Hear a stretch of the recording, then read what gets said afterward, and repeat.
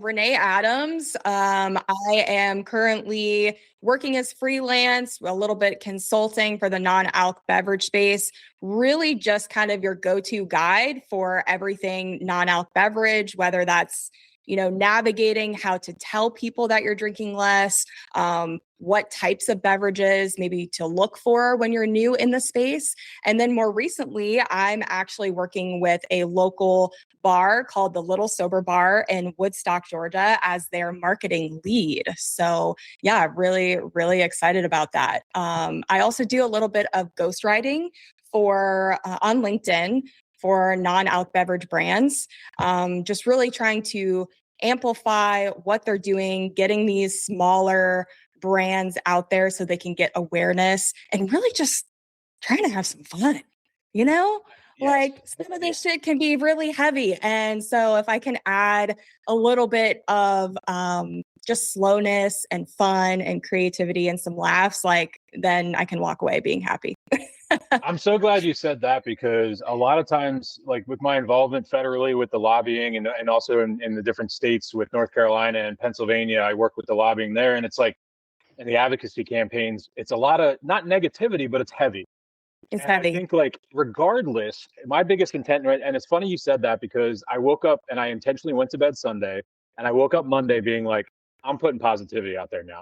And I said, because there's two things. One is let's say the ban does happen and then the whole world flips upside down.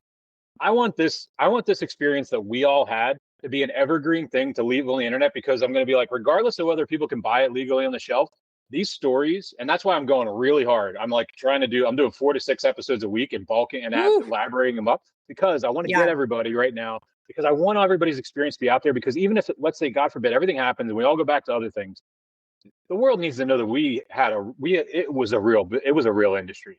And even Yeah. if 10 years from now it doesn't exist, this will exist online. Well, and to your point, yes, with the government types of things, like that whole sort of environment can feel very sterile. Yeah. And like sometimes you do have to play the game in order to get, the things back that you need in order to continue and for maybe this ban not to happen. But I also think maybe pun intended, planting the seeds of you know what I'm saying? Like planting the seeds of, okay, there's this entire industry. If you are talking about money, okay, sure, that's here, that's happening, that people want, need, and are demanding. And you can't deny that. Like the Yeah. numbers, the data, if you're that type of person, like, yeah, sure, you can go to in your community to see and really feel it. But if you're all about data, numbers, all of that shit too, it's there. Like Yeah. you can see it. You can see the growth. You can see what's happening now. You can see the projections, all the things with AI, like all of those things, but also just like from a data standpoint, like people want this and it needs to be here. It does, and I will make a fairly what today would be a political statement is I'm in the middle of the road. I'm a Mm, advocate of American access. I'm a 17-year business owner in the United States. I believe everybody should have access to everything that's in with safety, and I think that things should be cut out. Some of the stuff should be cut out. Some of the yeah. but there should be regulation to cut that out. And I'm not a big fan of broad stroking just because there's bad actors. Also working in the alcohol industry, there's a reason the word bathtub gin exists because they did Mm, exist. And what did we do? We regulated them and they don't exist anymore. They might some places and stuff like that, but they're not sure. on the shelf. And I think to ignore history is to shoot ourselves in the foot. And it's anti-American and it's Mm, anti-capitalism. And the last thing I remember is one thing we might not agree on it or not, but we're built on capitalism. And to go the opposite of that and not put regulation just seems like we're just not even looking at the same picture. You know what I mean? And that's where I really it's where it grinds my gears. Yeah.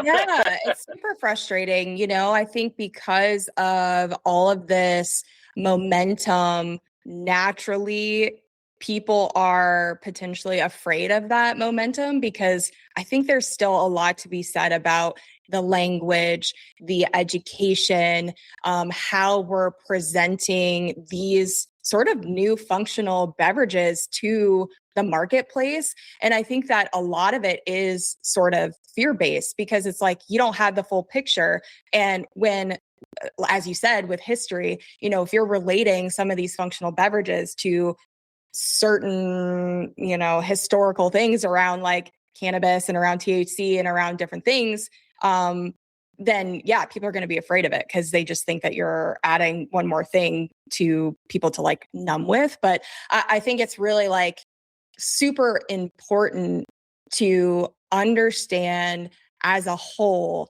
people want to feel better. They want to feel better. They want to be clearer. They want to be able to unwind in a way that really isn't detrimental to their health for whatever reason. Like whether you are just taking a break for the night, like on a Tuesday or Thursday, whether it is you're taking a break from alcohol for the 30 days or because you're running, wherever you fall on the spectrum. For me, it's about normalizing it to a place to where it's not even a question whether or not places have access. People have access to these types of beverages.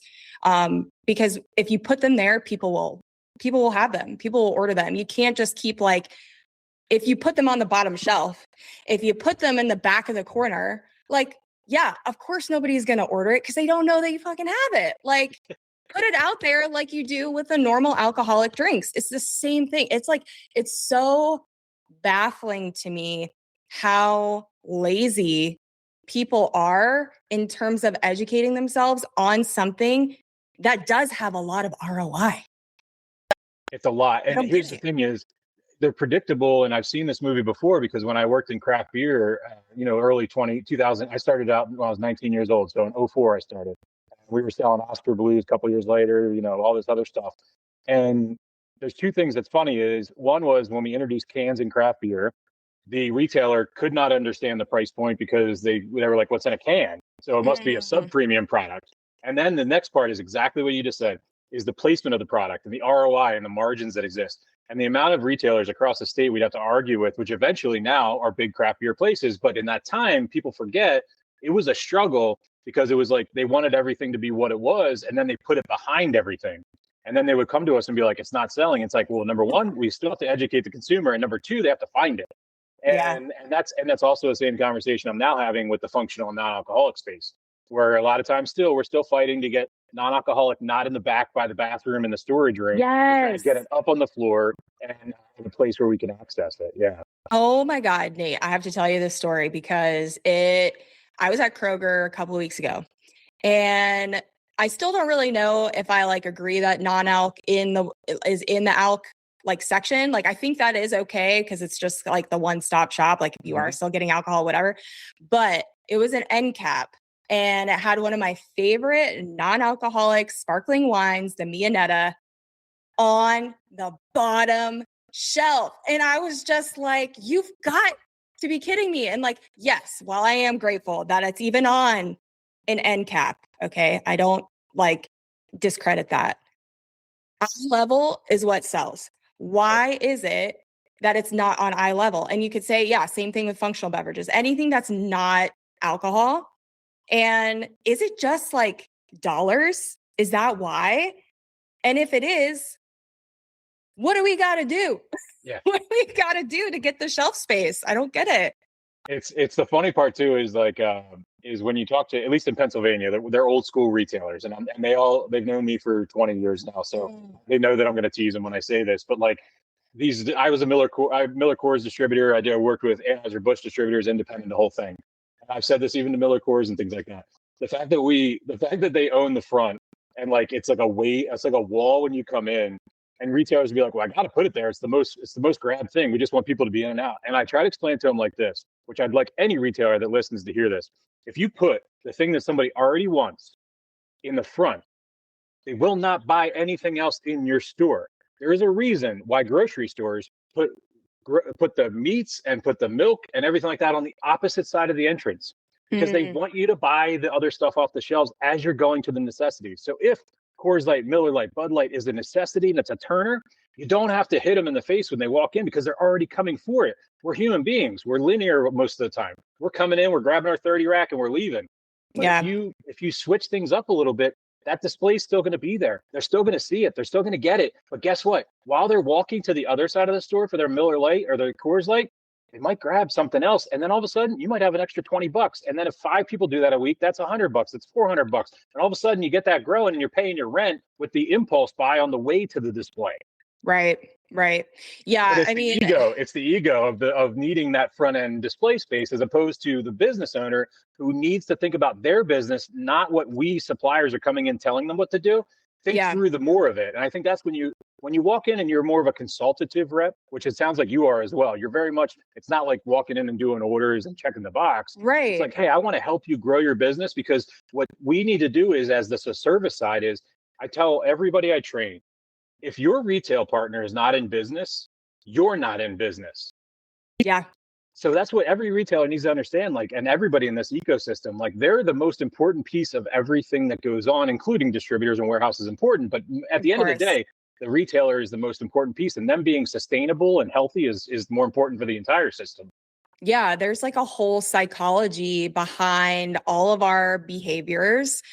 And I can almost guarantee that if you put a rack of non-alcoholic beer next to the beer, like, yes, maybe you'll get one or two people that are like, oh shit, I got the non-alc one or whatever.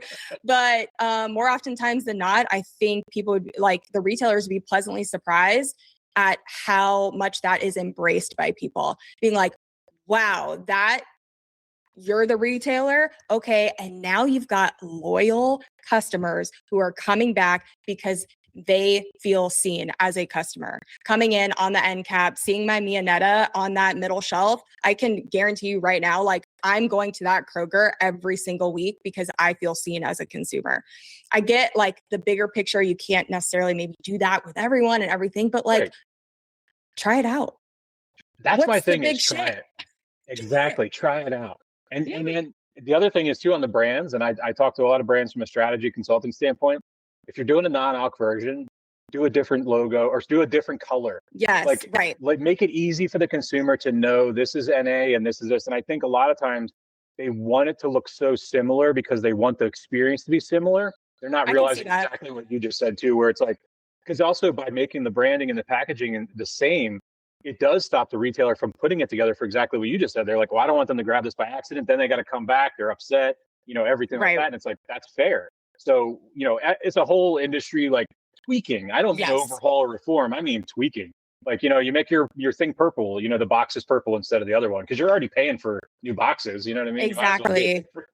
Yeah, exactly. perfect. And that also, like, it doesn't even have to like come down to the can being a different, like, yes, maybe like a stripe on something or just like something like that for if it's in like a bar or restaurant, because as a consumer, like, I personally don't necessarily want to have like this big red flag of like, hey, I'm not drinking. Not like I give a shit. Like, you can ask me whatever, no big deal.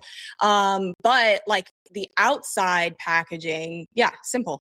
Just change the color, change the wording. Yeah. Like, it's whatever, no big deal. Well, it's fun. I didn't even think about that at the on-premise though, and it actually happened to me a couple months ago. I was ordering a Heineken non-alcoholic, and they gave me a bottle of regular Heineken, and luckily I'm so like in tune because of the Cicerone stuff and everything like that from craft beer. I didn't get Right. it sip in before I could smell the if the alcohol hit my nose. I Yeah. handed it back to the lady, and she felt horrible. And that's true. If you hold a zero in this, they're similar, but not in a reach in. Like the Yes. people, you have to really, when you're designing things, you need to think about the real situations that product's going to be in. And when you put them together and they're sitting in the ice and they're only showing that top half and the bartender's grabbing because there's 1,000 people in the bar, that's not the bartender's fault. Like, Right. it's not. Totally. And that's why I Totally. told that the bartender was about to cry. Like, she was like, my dad's sober. I'm like, do not worry. I said, even if it touched my lips, I wouldn't be upset. It's not your problem that it looks similar, Yeah, and I think that really is such a good point for new founders in the space when they are crafting and putting together just like their marketing or what their can looks like. It's the whole. You got to look at the bigger picture. You got to look when you are selling to retailers, if that's what your thing is, if it is on premise, like from the time that it's put on premise, from the bartending, from the staff, from the servers, how easy is it for them to understand what they're selling? How is it? How can they relate it? Because they are essentially your liaison. Yep. You know, when you're on premise, they need to be able to understand what this functional beverage does, how to market it for the consumers confidently, and taking their own kind of emotion out of it. Like there's a neutrality that needs to come with your bartenders and servers, regardless of what their own, you know, values are, because you are the expert. You are the expert in recommendations for your patrons. Now, I understand that not everybody like is on with a non-alc and like, but if you're sitting here being like, oh, I know it's non-alc, there's no alcohol in it, like, yeah, you're not going to sell it, you know? So yes, take some of the emotion, or maybe not emotion, but like some of your own values sort of out of it. So you have this neutrality, but also I think you just something back with like hospitality. You need to get excited about it. Get stoked about it. Be like, hey, let me tell you about XYZ. We have an alcohol menu, but hey, we also have a non-alc menu that's really good. So I think it does, there's like a whole big picture from start to finish, to really encompass like normalizing functional beverages and non-alc in the space. Because there, like I said too, there's so many new people who want to go out to a bar and restaurant and not order just a soda water with lime or a Diet Coke, you know, which is also fine. But I would love, and I'm so hopeful that we will see a day where we don't have to Google the place before we go to see if they have non-alc available, / not having to bring my own NA shit and have a $45 corkage fee. Yeah, the cork. Yeah, I'm not even going to get into the corkage fee situation. Ridiculous. Let's jump in, Renee. Let's jump into your story. So what got you into this space? But be detailed and like give me the situation, the environment, the years, like what your age you are, that time that it happens, and all that stuff. Yeah. Yeah, sure. So about 3 years ago, I guess I'll start. I'm sober-ish. So I 99% of the time do not drink alcohol. I have tried like some of the functional beverages, still kind of trying that out in my curiosity experimental phase with that. But maybe every 4 to 6 months, I'll have a really, really nice glass of wine. The more and more that I go though, it's kind of like, did I really need that? I don't know. So that's kind of where I'm at presently. But my whole journey really started 3 years ago. I have a background playing collegiate sports. I played lacrosse from middle school all throughout high school into college. I've always been very competitive. Like I come from a competitive family. I'm Always former wrestler, football player, and rugby in college. Yeah, so we're aligned. Right Yeah. on. Yes. And then I had another podcast with that UFC fighter. So we're good. That's right. As soon as you said athletes, we're good. Yeah. So the mentality is there. So it's like, you know, watched hockey growing up. My dad's side of the family is all French Canadian, like Norwegian, all this stuff. So like very competitive, was always kind of like in sort of, and in a sports sort of realm. Health, fitness has always been my thing. So yeah, 3 years ago, I really wanted to dial into my nutrition. I was like, okay, I've been hitting the gym. I have been counting macros, all that stuff, like, and I'm still not like hitting my goals that I want.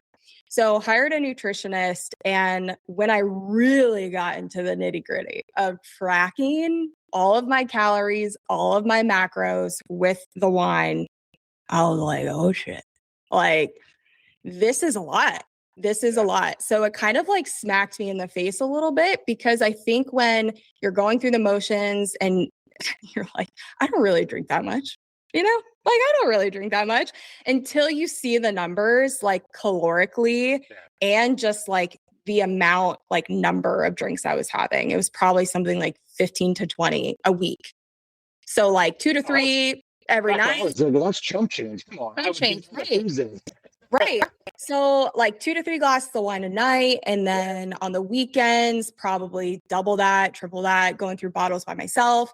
And then I started like moving food around to make sure I could have a glass of wine, which also felt kind of like, you know, that shame comes in, of course, too, where you're just like, man, that I don't know, you know, and you hear that a lot too. I feel like where I'm not alone, where people are like, yeah, I'd rather have my liquid calories or whatever.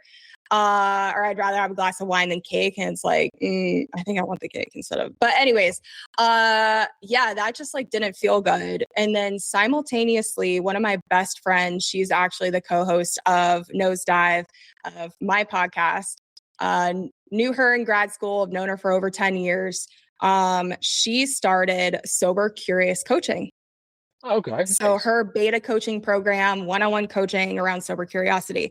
And she invited me to do some one-on-one coaching simultaneously with this nutrition coaching. And I was like, yeah, this actually pairs very nicely, but also what the fuck is sober curiosity? I was like, I always thought AA was sort of it. Like if you were ever questioning anything to do around your relationship with alcohol, I was like, oh, it's only AA and I don't fit in that box. Like no hate, no shame to AA, to people who resonate with that, like all or nothing, I get it. But for me, I was just like, no, that's not my vibe. So I was like, all right, let's do this. Life changing, like especially coming with the athlete mindset of you go big, you go home. It is all or nothing. There is no in between. There is no gray area. Like, what are you talking about? And so to be introduced to something where it is about experimentation to see what works for you opened up something for me that has just been so dormant. You know, I think that is a very like, once you get into your adult ages, that whimsical side of experimentation kind of comes down. You know, it's like dulled down by all like the alcohol and all this shit. You're like numbing out from all this stuff. And so when I started reducing, it really opened my eyes to how shitty I was feeling. I'm like, oh, okay, like this makes sense about why I just am super anxious, waking up in sweats, like, you know, just sweating profusely and just not performing in my full clear mind. And so from there, I just like took off. I was like diving deep into the non-alcoholic beverage space. I was getting so curious. I was like, yes, I want to try this. I want to try this. It was so fun, and got certified to do one-on-one coaching as well around sober curiosity. Did that for a little while, and really just like went full send into the non-alc beverage space, talking about it with people, that annoying friend who was like, have you heard about sober curiosity? Because I want to tell you about it, you know? And yeah, I was still working my corporate job. I was really wanting Nosedive to turn into kind of like a workshop, working with corporate or maybe collegiate athletes, talking about sober curiosity. That kind of fizzled out. Started doing the podcast even more consistently. That also is kind of fizzling out a little bit, but that's okay. And over the 3 years, I really have just like been living and being an advocate for normalizing non-alc beverages in normal rituals for everybody, because selfishly, that is what I want. I want to see that because it has been such a life-changing thing for me. And this is where like I grew up, yes, liking and being good at a lot of different things, but never felt like I had, you know, when you're growing up and those kids are like, yeah, I want to be a doctor. Like I know since I was 7 that I want to be this, that, the other. I never really had that. And so this was sort of my introduction to what being passionate about something really feels like. Yes, I love sports. Yes, I love wellness. Yes, I love that lifestyle. But really, really being driven intrinsically by something that I just absolutely love. This is my first introduction. And so, yeah, it's been a journey. This is where I'm at now, like consulting with some brands, helping them with language, with how to formulate some of their beverages just as a consumer, just different things to give a value added to people who are new to sober curiosity, who are new to the space, how to talk to people, how to tell people if they so choose that they are no longer really drinking, how to handle that shit in corporate spaces, like also helping corporate incorporate more non-alc. Like I just want to see it in places people frequent. So if there's anything that I can do to help a brand the people who are out there actually being sober curious, and then also the venues who really need these brands like in their premise.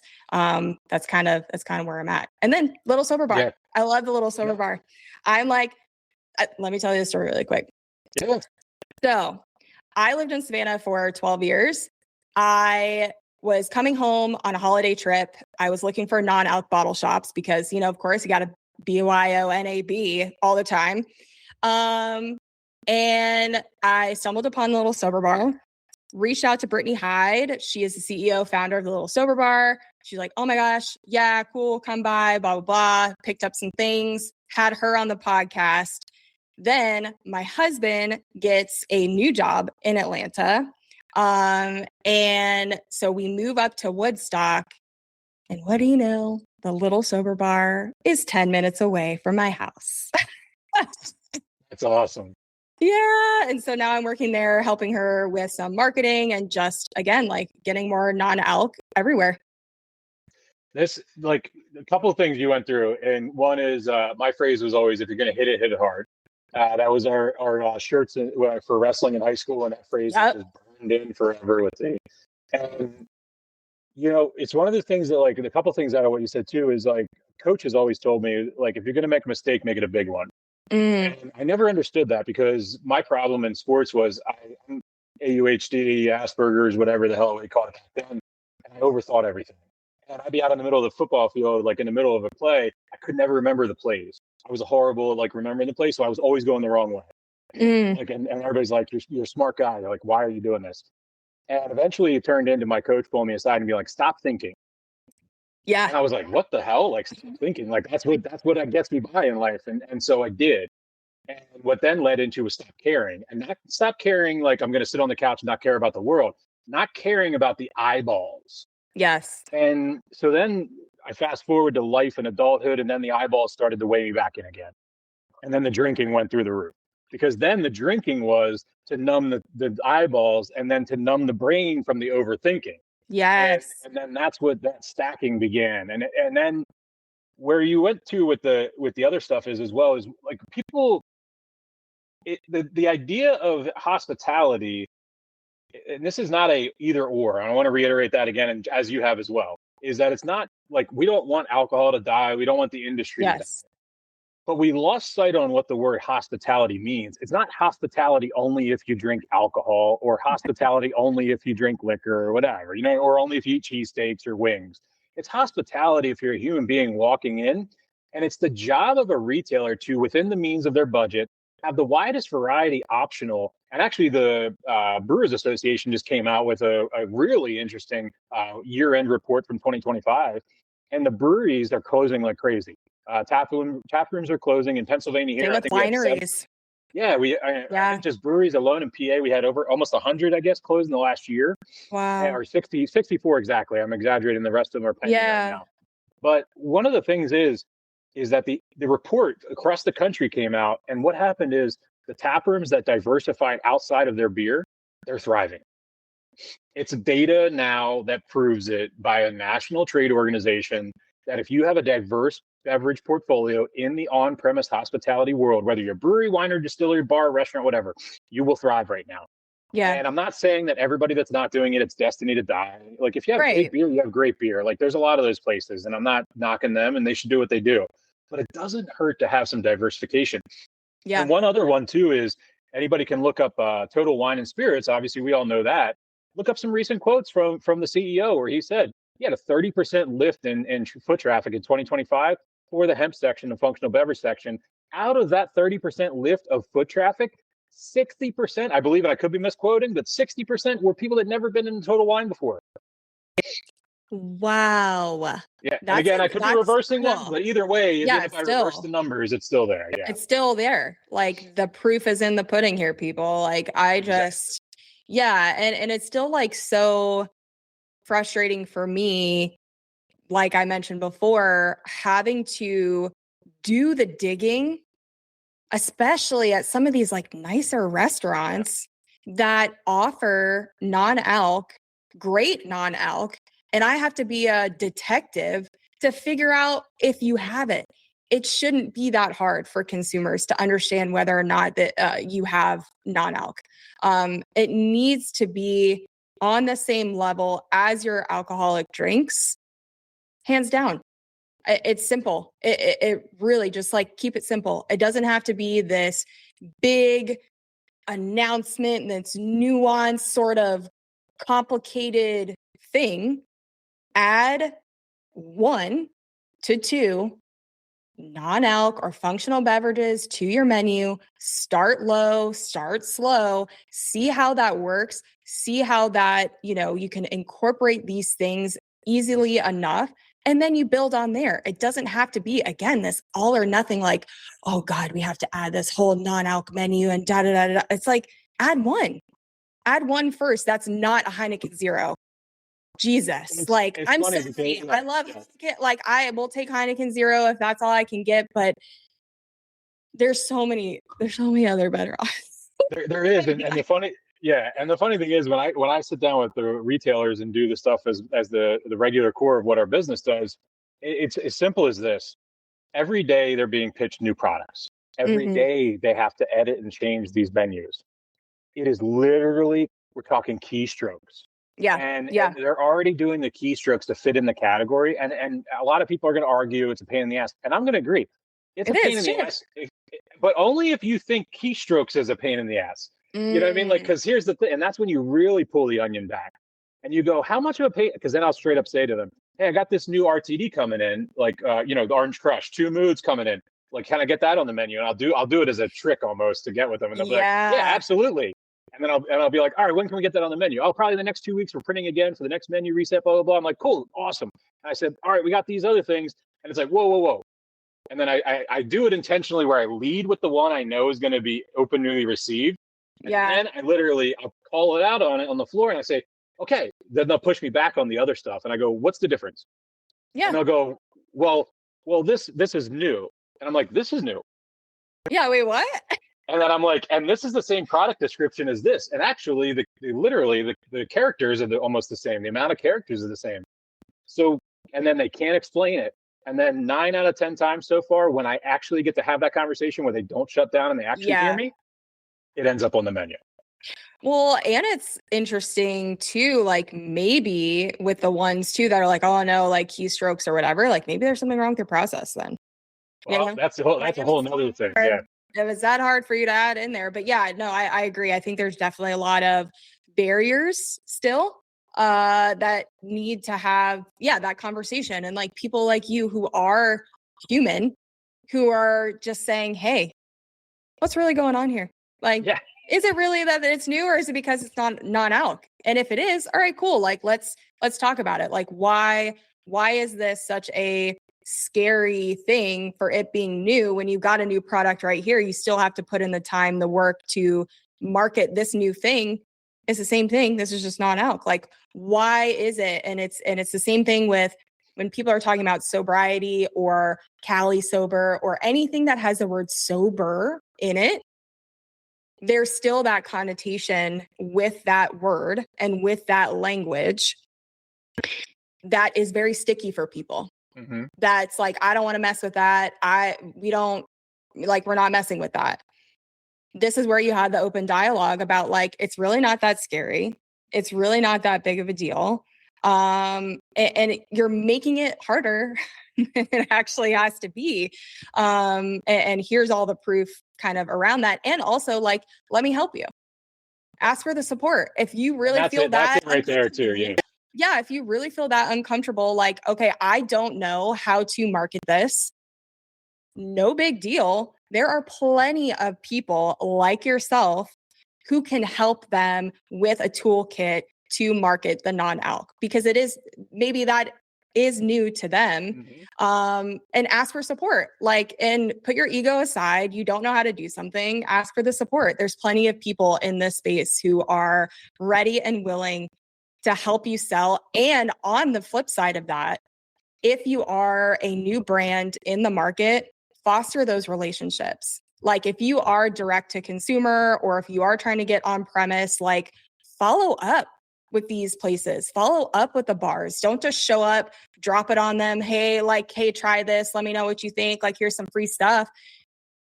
You got to foster and cultivate some of these relationships to help each other out. If you want your stuff on premise, or if you want your stuff in venues, whatever your vision is for your brand, you've got to do some of the work too. Yes, there's a lot of work in putting together a brand in general, the marketing, all of that, of course. But you've got to foster the relationships. You've got to follow up. You've got to, like, a month later, 2 weeks later, hey, how did it go? How did you like it? How are your servers liking it? Oh, they don't know how to sell it. Oh, let me help. So I think that there's a lot more that comes with the attention and the intention when you are selling, marketing these non-alc bevs. You can't just drop it on somebody's doorstep and expect it to sell. I want to piggyback on that, because that's something that I do. We just launched a new product, and I'm the one that goes out between me and the distributor partner that we have is a warehouse and last mile delivery. So we're the front end agency that's separate from them. And so they help out with the farther distances. They'll do the sample drops while they're already making deliveries, and then I do the other ones.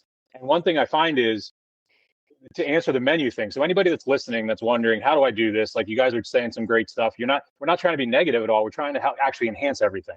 And try to help everybody sell more. That's this conversation. If you're listening to this and you're taking it negative, you're not in the right mindset. The fact is, we're not downing anybody. We're tweaking out what can be tweaked so that we can flow a little bit better when it comes down to this. I even have a template on my computer where I'll pull it up and I say, hey, if I go to Staples and I print out 30 of these or 50 of these, and then I send you the PDF, will you take care of it from then on forward in replacements? But I'll take care of the first run. And that's $40 out of my pocket, which for a lot of people, yeah, you're going to say, oh God, $40 at every other place. Think long term.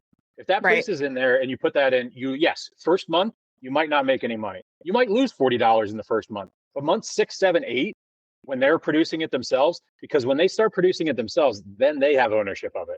Yes. Then they're paying attention to who throws it away. They're making sure it's inside. They're making sure it's taped in there, whatever it is, or it's a table tent or whatever.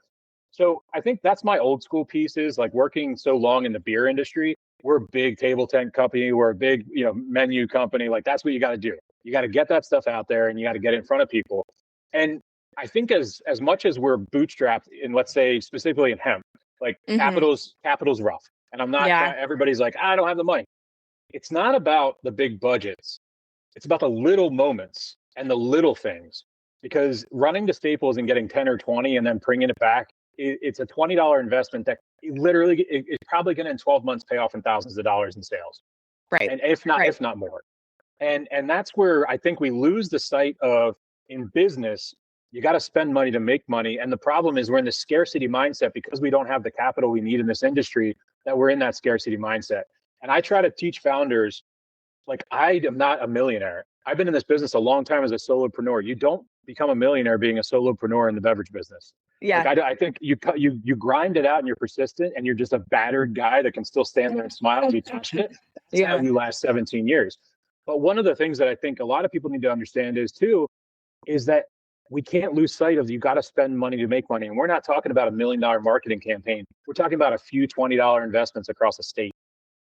And well, even to that point, like, if you're bootstrapping even more, listen, AI can do a lot of shit. You go on Canva, you make a repeatable template for somebody, whatever that looks like. If it's like, hey, use this language, hey, use this for your servers, you put it together, you send it in an email to whoever you're taking it to, even if you can't print those things out, or you print one copy, you have one copy that you take to all of these different places. They can make copies if they want. Email is free. Yep. Canva, for the most part, they have free editions of everything. So if you can have a sort of toolkit that you're bringing to these bars, or that you're, working with these relationships with people to see what will work, you put together a repeatable SOP, a repeatable strategy that's fun. Take the sterile part out of it. I know SOP can be like, oh, gross, like SOP, corporate language, whatever. But you need to have these systems in place so that when somebody new does come in, if you are, a server or a bartender, they can easily read these things off and start repeat the systems. And then you can grow, and then you can change the systems if you want. So if you are coming into these places, put together a little cheat sheet, put together something that's fun. You can freaking email it to them in a PDF if that's the absolute lowest tier, I think, for barrier Mm-hmm. to entry in sort of these sort of processes. And then follow up with them, be like, hey, did you use this? Was it helpful? What part wasn't helpful? Get the feedback, start that rapport. So then you can start building out these actual foundational things that will help build your business, help build the businesses that you're also working with so that you can all thrive together. And I'm going to say, any retail partner that's listening, please close your ears for a second, because I'm going to give a tip to all the brands out there and distributors. If you make, whether it's PDF or print, if you make the menu for non-alcoholic, functional, and all that hemp, if you were on the menu, they might give you 1 or 2 SKUs because they're going to squeeze you in. If you make the menu, guess what you get to do? Well, look at all this dead space over here. So then all of a sudden, 90% of the time, your sale becomes 8 to 10 SKUs. Yeah. And so that's the back end that nobody wants to really hear, is you sell more when you make the effort to help them out. It's true. It's so true. And to your point of like how our mentality really does change how we operate just in this world, in this space. It's hard. I understand that there are hardships, there are challenges. It's not as easy as implementing these things that we are saying. I recognize that. I am not delusional in that, but I think if we can all get on the same page about the open dialogue, how we can leverage each other's skills, how we can help one another. I think when we band together, that's the whole reason why this community is so great, is because there are so many talented people in this space who are advocating for some really like impactful things. And we can help one another, leverage each other's audiences, leverage each other's knowledge. Golden. It's golden. That's a perfect closeout right there. I appreciate that. Real quick for the audience and everything like that, just circle back and remind them, and corporate language there too for everybody. Yeah, circle back. Let them know. I've never lasted more than 90 days in a corporate environment. I have to publicly say that to everybody. So unemployable is what I've heard.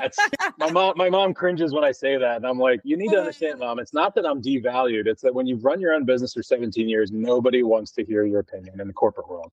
And so it's like, they don't want to know what you want to say. So let's go with, remind everybody, social media tags, LinkedIn, websites, your podcast, everything like that, as we're kind of closing out. Yeah, absolutely. So you can find me on LinkedIn at Hey Renee Adams, or if in the search bar, just Renee Adams non-alc. On Instagram, I'm at Hey Renee Adams. Also follow the little sober bar, which is the little sober bar. And then of course you can find us on YouTube, Apple, Spotify, just Nosedive, one word. And yeah, if you're looking for any help in the space, if you need some of those templates, if you need some of those toolkits, if you need some help in any way, shape, or form, or just like some recs on some good non-alc beverages, I have tried like hundreds at this point. So just reach out to me. I'm always here as a support, as a resource, and I'd love to help.